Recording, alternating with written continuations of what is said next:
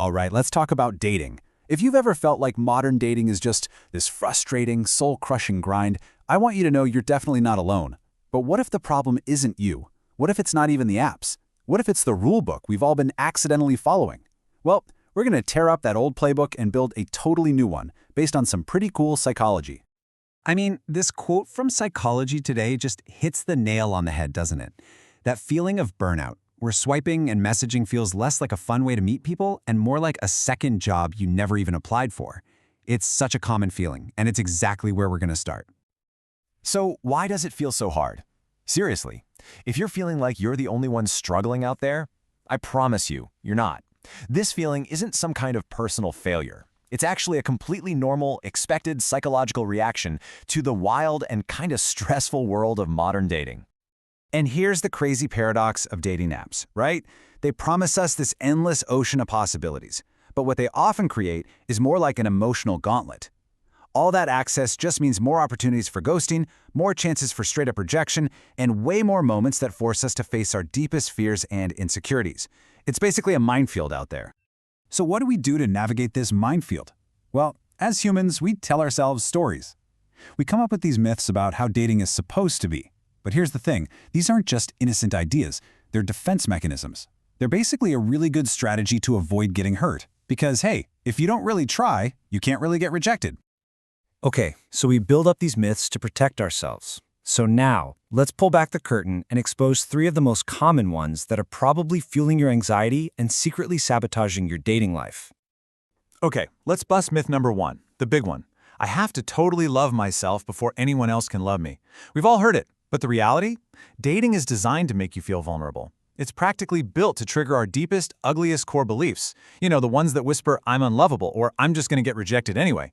Waiting until you're perfectly confident is like waiting for the ocean to be perfectly calm before you learn how to swim. It's just never going to happen. And that brings us to myth number 2. This idea that dating is supposed to be fun all the time. Wow, what a ton of pressure, right? But what if you reframe it? One psychologist suggests treating it like a part-time job. And that changes everything. It normalizes the fact that it takes effort, that it can be stressful, and that, yeah, sometimes it's just not going to be fun. And you know what? That is perfectly okay. And our third myth is a huge one. I have to feel motivated to date. We wait around for that lightning bolt of inspiration before we open an app. But listen, motivation comes and goes. It's not reliable. A better way is to act based on your values. If finding a partner is something you value, you can take steps toward that goal even when you don't feel like it. It's just like dragging yourself to the gym when you'd much rather stay on the couch. So if we're busting all these myths, what do we replace them with? Well, this is where it gets really, really cool. We're going to talk about confidence, but not as some trait you're born with. Nope. We're going to treat it like a skill you can train, like a superpower. Now, let's get on the same page about what social confidence even is. It's not about being the loudest person in the room. It's a quiet belief in your own ability to handle yourself in social situations. It looks like ease, like comfort. It's that feeling of, I got this, whether you're on a date or just making conversation. And look, this isn't just a nice idea. Check out this fascinating study. Researchers had a group of men watch a simple video tutorial on how to handle speed dating. And guess what? Not only were they rated as more socially confident afterward, but here's the kicker. They were also seen as way more romantically desirable than the guys who didn't get any training at all. And when the researchers really dug into the numbers, this was the most important takeaway.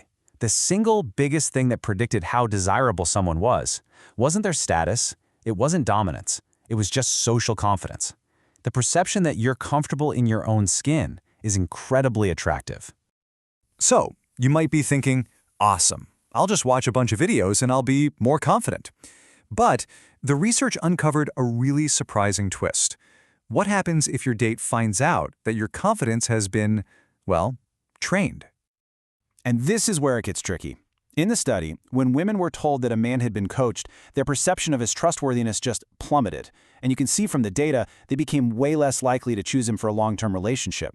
It seems that trained confidence can come across as fake, hurting your chances for something real, even if it helps you get your foot in the door. So, if faking it till you make it can backfire, how in the world do you build genuine confidence that doesn't feel phony? Well, this brings us to a kind of radical but seriously powerful idea. It's a game called rejection therapy. The idea is so simple, it's brilliant. You basically do exposure therapy on yourself by actively looking for rejection. You completely flip the goal of a social interaction on its head. In this game, hearing the word no isn't failure. It's literally the only way to win. So how do you play? The rules are pretty simple. Every single day, you make a request that's just outside your comfort zone, and the whole point is to get denied. You could ask for a 10% discount on your coffee, or ask a stranger to rate your outfit. By facing rejection over and over and surviving, you start to desensitize your brain to the fear. You're building real, tough, authentic confidence from the inside out. Okay, we have busted the myths, we've looked at the science of real confidence, and we've introduced a whole new game to play. So let's put it all together. Let's build your new, actionable playbook for modern dating. This new playbook is a total mindset shift. See, the old way is all about being terrified of rejection and desperately trying to get a yes. But the new playbook, it's all about building your own resilience. The goal isn't to get a yes, it's to get better at hearing no. The metric for success isn't how many dates you go on, it's how many confident interactions you have. And confidence is no longer something you either have or you don't. It's a skill you can practice every day. And that, right there, that's the heart of this whole new philosophy. You stop trying to control what other people do, whether they say yes or no, and you start focusing on the only thing you can control, how you handle it. The real goal is to prove to yourself over and over that no matter what happens, you're going to be okay. So I'll leave you with this one last thought to chew on. What would happen if you completely changed the objective? What if the only thing you actually tried to win at dating was getting better at losing? Because the paradox is, that might just be the fastest way to actually win.